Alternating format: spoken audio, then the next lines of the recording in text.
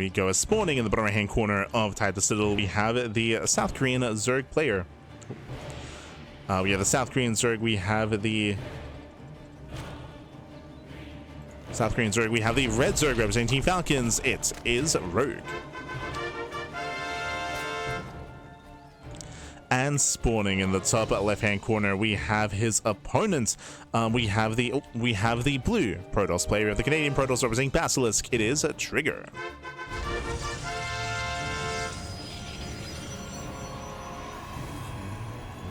Go.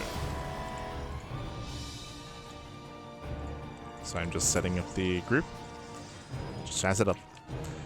But here we go, we have our PvC. Now, I did mention previously that Trigger has been looking like a beast against all things Protoss and all things Terran, but instead it has been the ZvP matchup where he has been struggling that much more. Right, Rogue has been struggling that much more. Sorry, Trigger has been struggling that much more against Zerg. He went down to a laser. That was what, last week? That was in the semifinals of the World TV Monday, so we'll see how Trigger will change his approach here against Rogue. Rogue can be a very aggressive player himself. I mean, hey, we saw him attempt to all-in against Hero.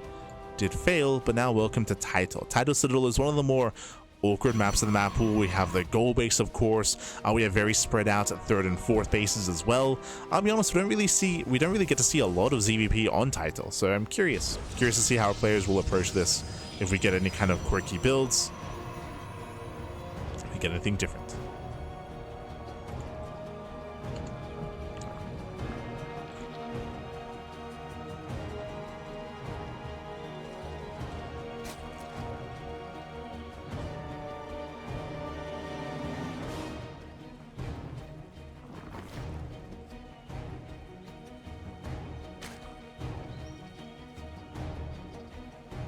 Here we go.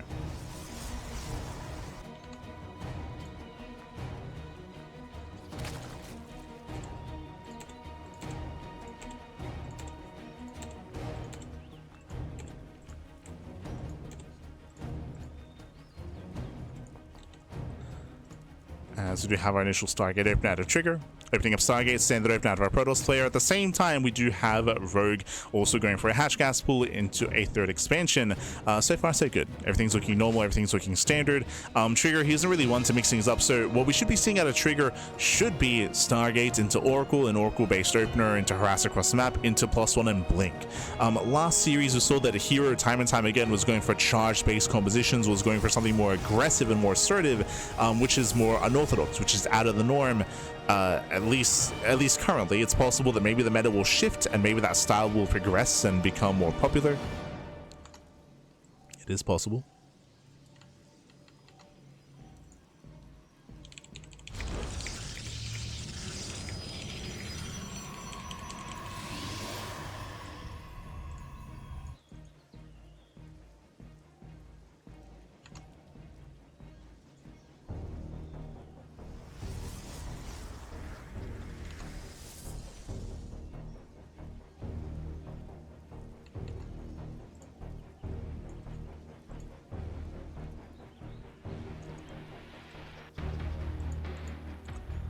Trigger is claiming his third base.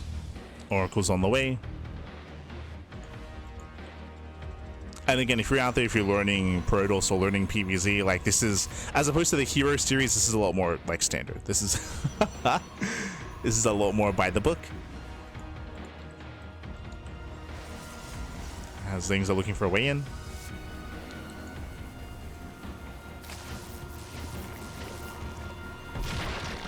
You know, that's going to be a kill on the Spore. Okay, so it gets a drone, gets a Spore.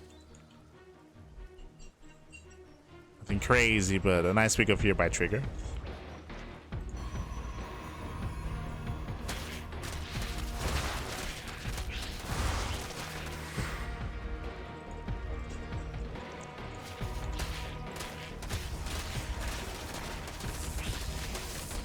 Trigger does manage to shade away.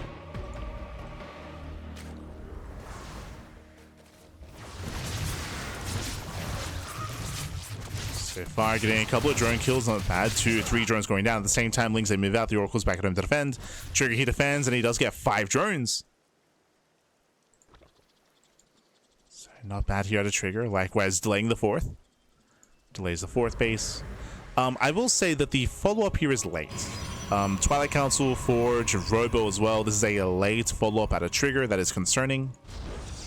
That does mean that any kind of +1 blink timing you want to go for is late. It's going to be delayed.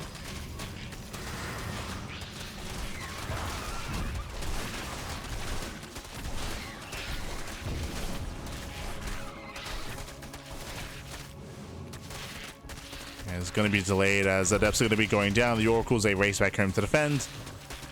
This is getting out of hand. 3 probe kills and the pylon. It's nice damage out of Rogue. At the same time, behind this, we do have range. Wait, what? The lair was prioritized. Gases are being taken. Rogue is going for a Hydra all-in. You often don't see range on its own like this. Yep, there it is. Hydras are going to be on the way. So a very heavy Hydra composition out of Rogue. This is very aggressive. We've seen this a lot from Solar. So he does have these like 3.5 base / 4 base all-ins with just mass Hydra. We'll see if that's the case here. Ooh, as Trigger, he does delay the 4th base and does deny it once again. Twice now, no 4th expansion. Here come the Hydras, and we should be seeing even more than this.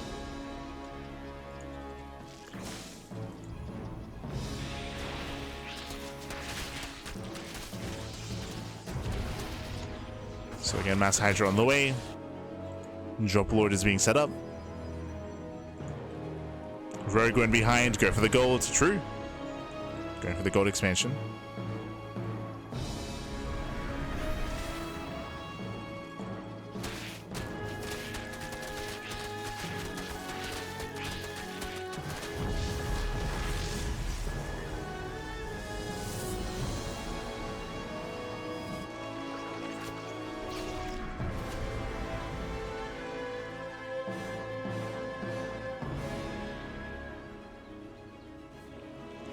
And Trigger, he's done a great job when it comes to harassing, but as you mentioned, the Hydra count is slowly getting higher and higher. Oh, okay. This is crazy.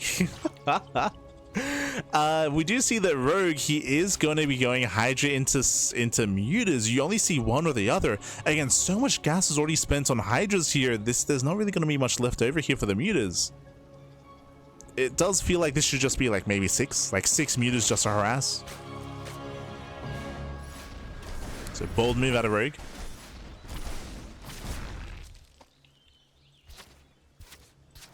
As Rogue does. Oh, almost catch out one of the Oracles. Storm is done. Oh my god. A little bit trigger happy here. 3 storms. That could have just been 1. So a lot of storms are being spent. At the same time, Lings, they do slip by. Yeah, trigger being pulled out of position. Losing 10 probes at the natural.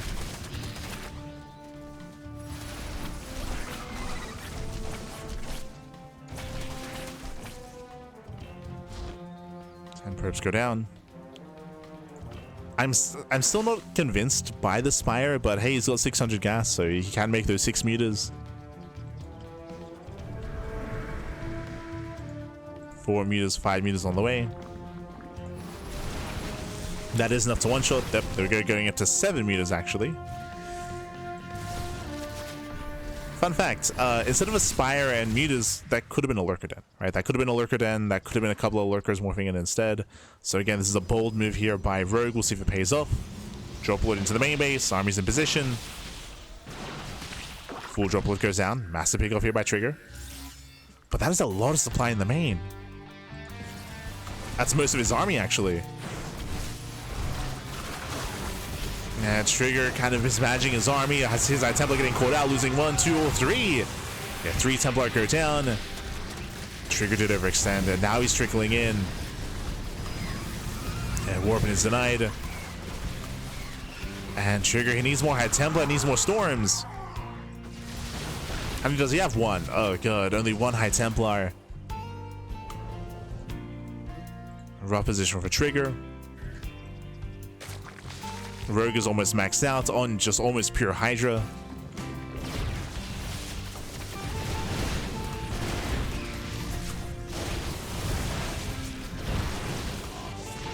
As Mutas there catching reinforcements. Gets 1, gets 2, gets 2. Okay, gets 2 Templar. Both Templar go down, and no Storms left. Going for the final Templar, and it does go down. Very nice snipes here out of Rogue. Using the mutas purely just to snipe High Templar. And again, without Storms, these Hydras, they can pop off. Archons are going down. Banelings get into the mineral line. Ooh, does take one big Storm to the face. But again, that should be the only Storm.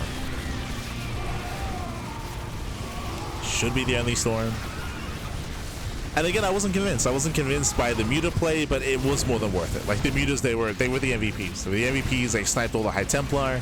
GG gets called, and Rogue, he takes game number 1. GG. Whew. GG, well played. Rogue, he does take a lead in the series. Does take a lead here, does take the first game. Again, we did see that Trigger, he had a bit of an awkward start, if you recall. His tech was delayed, likewise was having a hard time keeping up with the harassment, losing a lot of workers to Ling run-bys, to Ling counterattacks, and again, he did kind of mismanage his army, leaving too much back at home and attacking with too little. That's when everything kind of fell apart there, as he bled out the initial High Templar, bled out the initial Archons as well, before reinforcing and trickling in, and just a really awkward kind of engage there from Trigger. GG.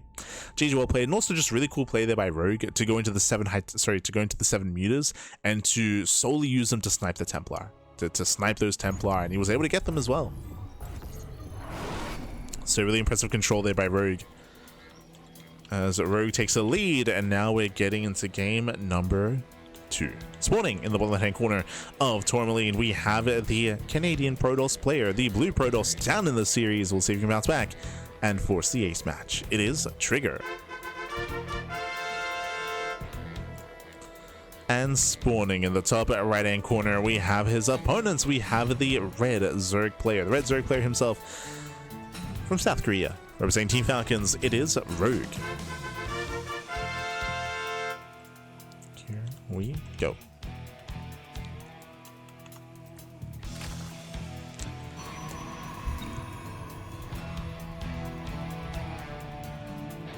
Here we go as we're settling into game number 2. And welcome to Tourmaline. Tourmaline is a much smaller map than the map pool, much smaller map. Aggression is typically favored here, and we should be seeing our players be in each other's faces. And I wouldn't even be surprised if Rogue goes for an earlier Roach Warren here. Eyes are on Rogue. Likewise, we could see Trigger go for a heavier Gateway count as well, a faster Twilight Council. There are aggressive options. As Trigger's just being as annoying as possible.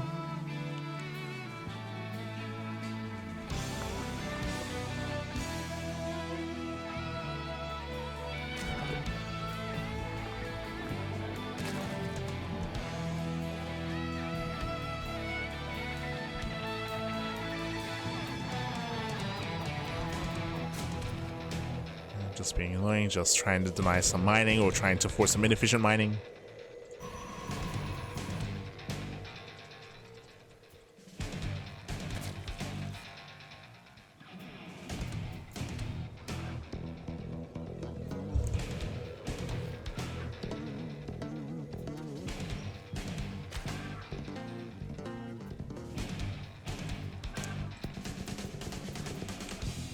And we're just waiting for the tech. Cybercore is now done. Based on the pylon placements here, it does look like a Stargate opener out of Trigger.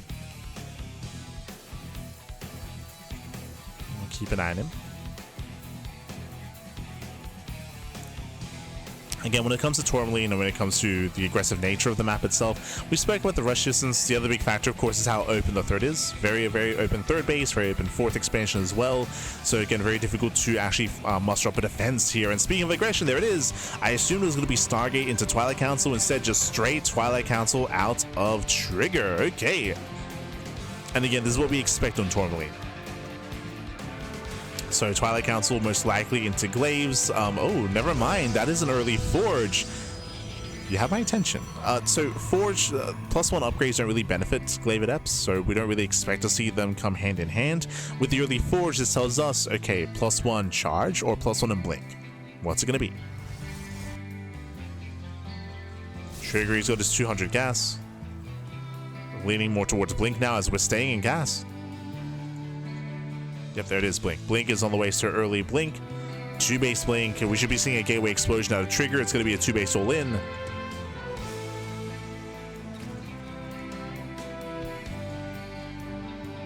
And Rogue, he needs that safety Roach Warren. Robo's on the way.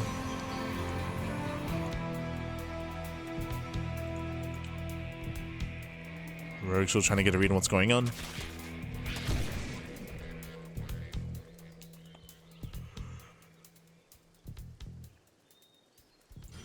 As Rogue, he checks for the third. Sees there is no third expansion. And no third base in sight. Pokes in, pulls away. We're at 4 minutes. There it is. Early Roach Warren out of Rogue. He's playing it safe. Now, these Stalker-based all-ins are very awkward just because against Glaive Adepts and against Charge, you want Roaches. Against Blink Stalkers, you want Lings. Like, Lings are a little bit more important. At the same time, you do need that Roach Ravager kind of backbone to your army as well. It can get quite intense. As you have 5 gates, I believe. Sorry, 6. So it's going to be a 2 base, 6 gate all in. Let's go. Gases are being taken at the natural. They're being saturated. The all in is coming. You could definitely argue that Rogue maybe cut Workers a little bit too early. Cut Workers at 40.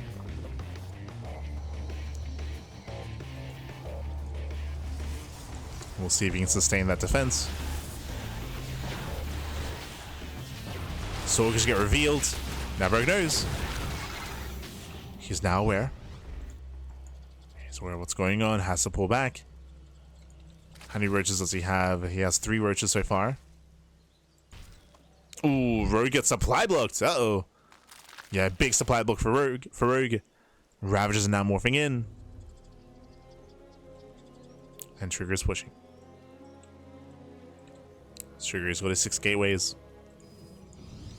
Lings, they try to come in from behind. Nice round of the Zealots. And nice round. Trigger, he turns back around. Trigger getting caught out. A rough start for Trigger. Losing, what, 6 Zealots? Stalkers, they dive into the mineral line. Gets 1, 2, 3 drones. 3 drones go down.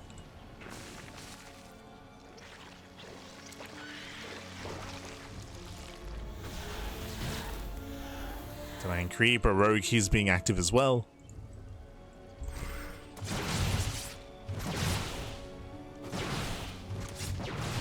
Oh.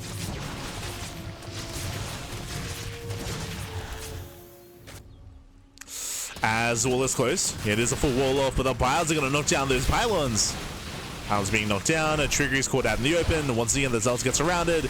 Everything gets surrounded. Massive pig-offs here as Rogue can catch out the Stalkers. Recalls barely in time. Every Stalker does escape. He gets away. But again, Trigger stuck on the back foot. Stuck on the back foot. Oof. Piles are connecting. Nice focus firing on the Ravager. Gets 1. Yeah, just the 1. Cybercore is getting low.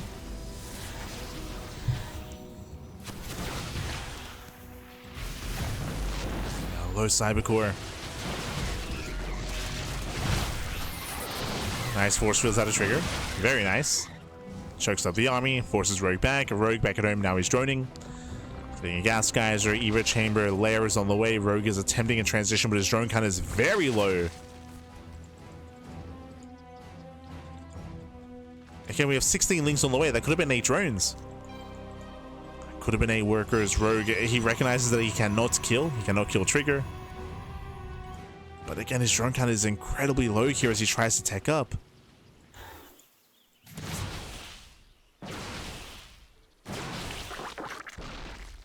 Meanwhile, Trigger's taking as well. He's taking up in towards Archons. Uh-oh.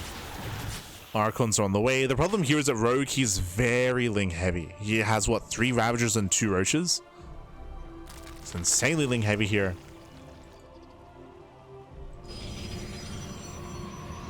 Archon's going to be a problem. And again, Rogue, he's got 34 drones. Like, he has not made a drone in a very long time.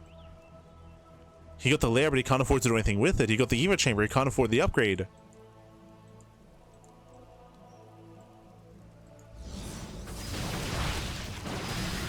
As things are trying to collapse in.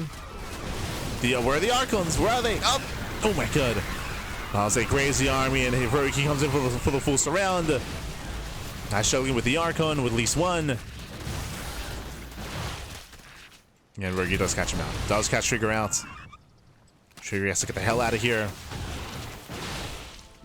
Getting the most out of that one Archon. Let's go.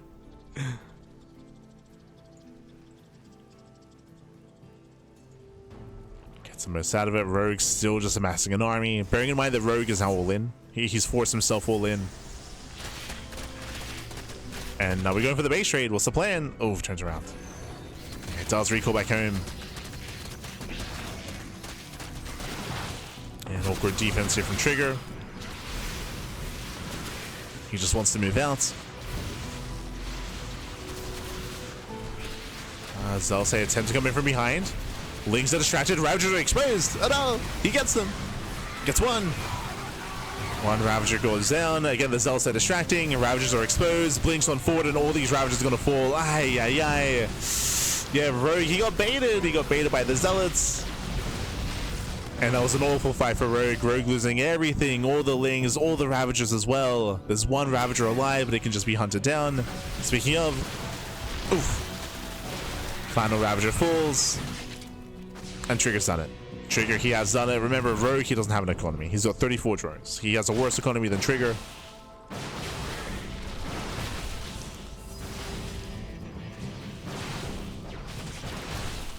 And momentum swings from one player straight to the other.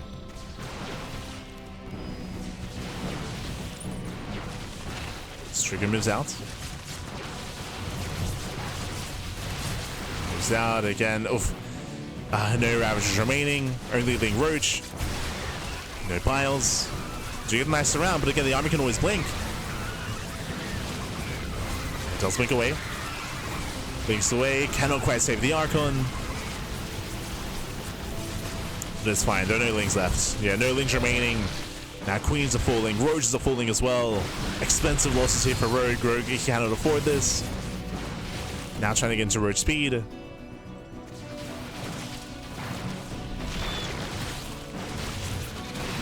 And Trigger is almost there. Casito, papi, casito. GG gets called. 3 Roaches remaining, and Trigger, he does fight back. He puts a point on the board, forcing the ace match. GG. Whew. GG, well played. Trigger does tie up the series, and we're going all the way to game number 3. Again, Rogue, he did have multiple opportunities where he could have droned. If he wanted to, he could have droned, he could have saturated, but he committed. But like, it felt very... It did feel like Rogue was misjudging his economic game state. The only reason why I say that is because there were a lot of opportunities for Rogue to drone. Rogue didn't drone, but what did he do instead? He got a lair and he got an Evo chamber. Like, that tells me that he believed that he could afford upgrades, that he could afford to tech up. So to me, it feels like he didn't recognize just how many drones he had lost in the lead up throughout this game. And didn't realize just how low his economy was. 34 drones. Like, that's why even though he got the lair, that's why even though he got the Evo chamber, he couldn't afford anything. He couldn't afford those upgrades, given the kind of game state that he was in. So GG. GG, well played. With that Trigger, he does recover, does bounce back, and now we're going into the ace match, going to be loading into Celestial Enclave. Let's go. Let us go.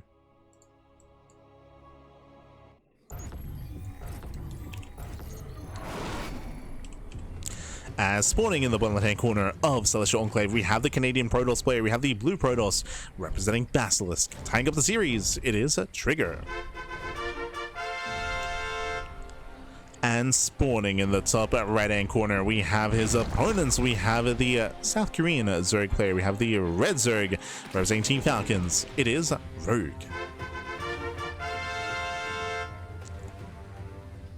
Here we go. As welcome on to Celestial Enclave. This is one of the more macro maps of the map pool. Very large map with pocket bases as well. We have pocket bases, we have a secure natural, we have a secure third, a secure fourth base. Very often we do see a very high economies and a later game state here. This is where I do have to favor the Protoss. We have seen many a Protoss player turtle up and get into Sky Toss on Celestial Enclave. So we'll see if Rogue can stop him. Now, because it is so easy to expand and to tag up, we have seen Zerg players likewise rush into earlier layers and earlier spires. We have seen a lot of muta play from Zerg in many matchups on Celestial Enclave, so there are other tech paths available here on a map like this.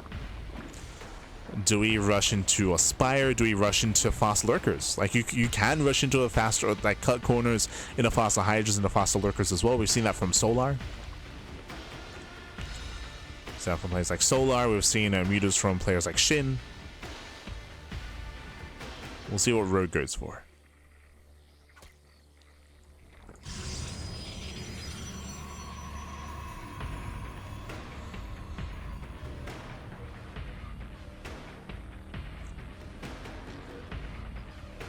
Now, this is where mind games come into play. Because it's so common to be greedy and to be so economic focused, we have seen some Protoss players like Hero and Classic, for example, actually turn the tables, mainly Hero really, turn the tables on their opponents and actually be aggressive and go for an early charge build and catch their opponent droning instead, right? Catch the Zerg player just being too greedy, droning, taking, and then bam, you show up with an army and they're not quite ready for it. Does happen at the highest level.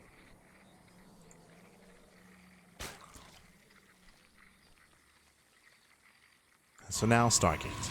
So Stargate opened out a trigger. So far everything's looking normal. Bearing in mind that last game trigger did open up into a Twilight Council Forge, into early blink, into his all in. This time we're calming things down. Standard opener. So far.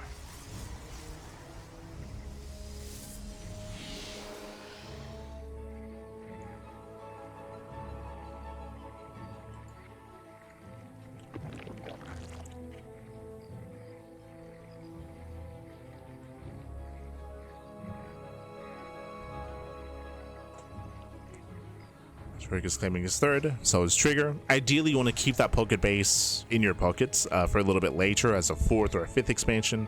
You don't want to take it too early, as that would be a waste.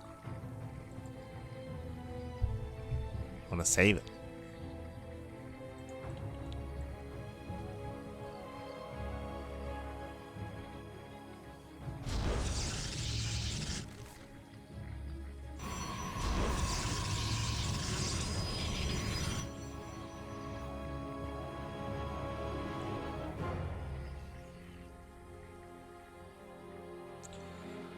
Again, Trigger is setting up. The initial Oracle moves out. Back at home, Rogue, his spores are in production. Spore in the main, spore in the natural. Lings they poke into the third. But Trigger defends. And again, this at least keeps the Oracle back at home for a moment, so Rogue is given more time to finish up his spores.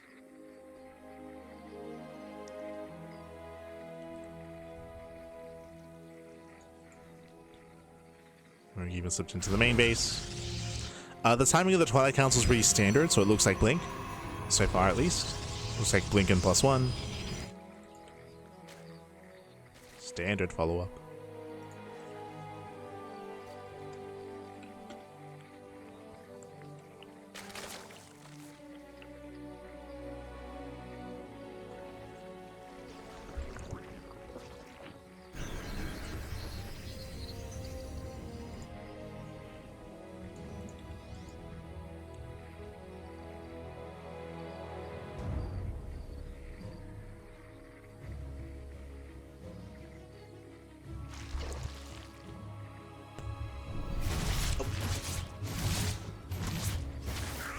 As the Oracles they poke in, catching a couple of drones. Safety Roach run out of Rogue. This feels a little bit unnecessary. We kind of spoke about this in game 1, if you recall, or even in the previous series actually, where Roaches are usually they're a safety measure, typically in ZvP. They're typically inefficient. And given the map and given the game state, I don't really think anything calls for a roach warrant like this. So very safe play here by Rogue, and we'll see how hard he commits into roaches. Again, this could just be for safety, in the sense that he might not make any roaches. Let's roll this poke in. Oof. Not too much damage here. Getting 4 drone kills in total. Ooh, and that is a fast Hydra then. Okay, so it's looking like Roach Hydra out of Rogue. If you remember, we were meant to be seeing this on the Old Republic, but Rogue, he was forced to go into a Roach Ravager all-in when he sustained too much economic damage. But you can see in the production tab, but no roaches yet. And ideally, you don't want to make roaches. But Rogue has no army. Oh, no. Rogue, he has no army. He starts upgrades. He now starts making Hydras. Meanwhile, Trigger, he denies the center base. As Trigger moves out. Again, this is pre-blink. This is an early push. Like, usually you wait for these upgrades. So this is a bit of an anti-timing out of Trigger. He moves out, gets a free expansion. Rogue caught with his pants down. I don't blame him. Again, typically this hits a little bit later. So it's a bit of a beyond push here out of Trigger, and it works out well.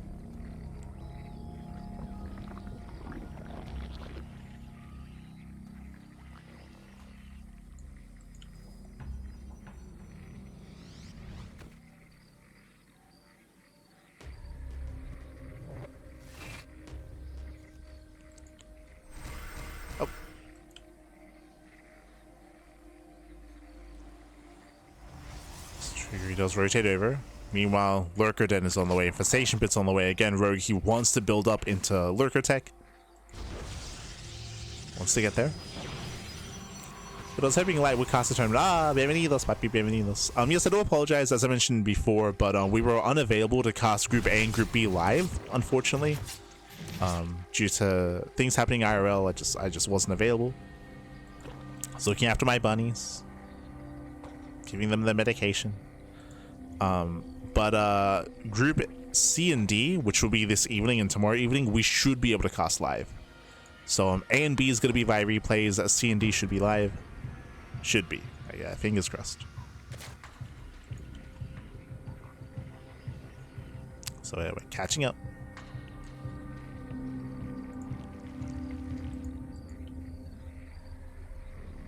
As Trigger's building up into Storm. Now, there is a window in time where Trigger could actually kill Rogue at pre-Lurkers. But as you can see here, Lurkers are now morphing in. If the Lurker count gets high enough, Rogue can slow the game down. And then we're forced into Sky Toss, right? Then the game slows down, we get into Sky Toss, into these slower compositions. Trigger's poking in. Bearing in mind, these are Lair-Tech Lurkers, and there's only 4 of them. They get spotted. Oh, ooh, one gets focused down. Yeah, 1 Lurker falls, 3 Lurkers left.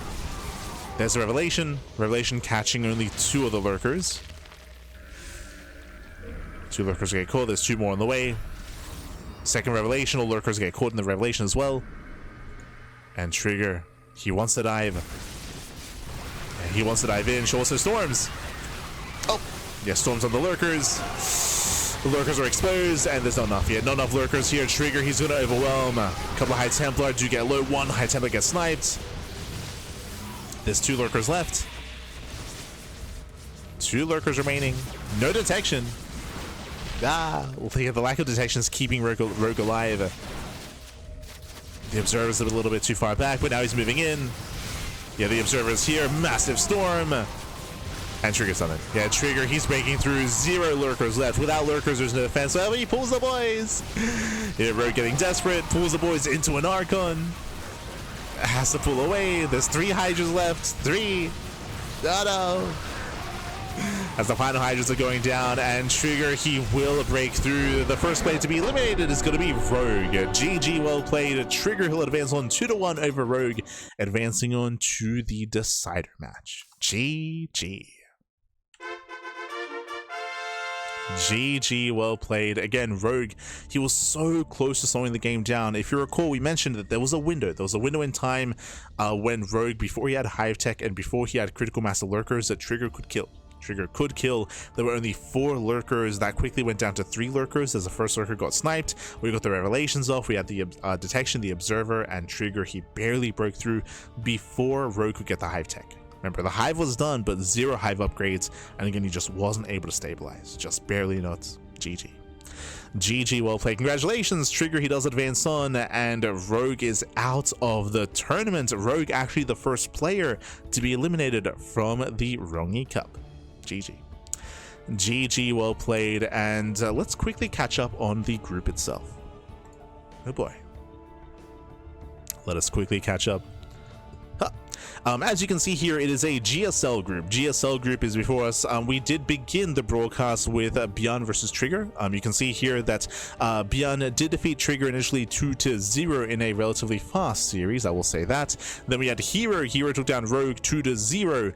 Up next, we have the winners match. As you can see, the winners match is going to be Beyond versus Hero in a PvT to determine the first player to make it through into the playoffs in Group A, who's going to be the first player. Meanwhile, Trigger just took down Rogue 2-1, and Trigger is waiting in the decider match. He's waiting for the loser of Beyond and Hero.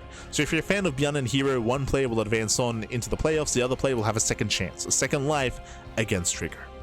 Oh boy. Oh boy. For now, though, we are halfway through, more than halfway through the broadcast. So we have 2 series left. Remember, these are all best of 3s, all best of 3s. So up next, we're going to be going on a break, and up next, we'll be having and featuring Beyond versus Hero. Winners match. So Beyond versus Hero is going to be coming up next, followed by the loser versus Trigger. That is the plan. So we'll see you guys in 5 minutes. It's going to be a short break, so take this time to get some snacks, get some food, get some water, drain your disruptors, massage your marines, and hydrate all of your hydras. We'll be back soon with that winners match. See you soon.